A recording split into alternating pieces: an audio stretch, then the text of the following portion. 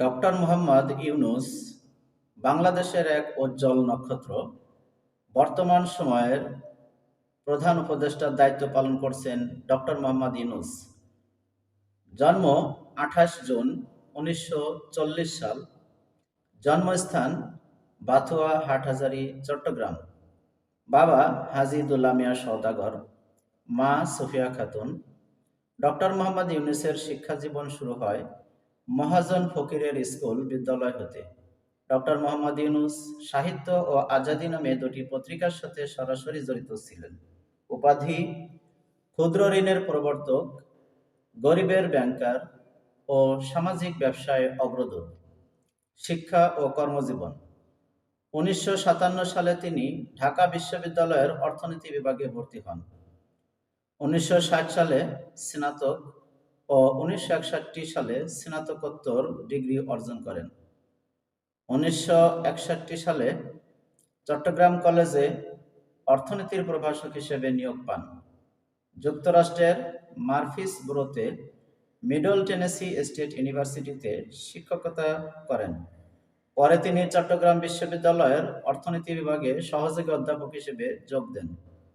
ক্ষুদ্র ঋণ ও গ্রামীণ ব্যাংক: ১৯৭৬ সালে চট্টগ্রাম বিশ্ববিদ্যালয়ের সংলগ্ন জোবরা গ্রামে অত্যন্ত দরিদ্র কিছু পরিবারের জন্য কাজ করতে গিয়ে লক্ষ্য করেন যে খুব সামান্য পরিমাণ ঋণ একজন দরিদ্র মানুষের জীবনে বড় ধরনের পরিবর্তন আনতে পারে।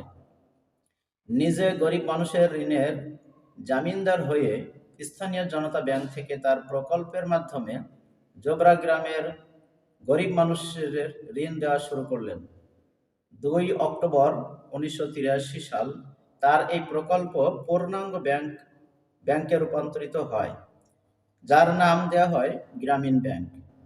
উল্লেখযোগ্য গ্রন্থ: প্রথমত three farmers of Jobra, ২ number জরিমন and others, ৩ number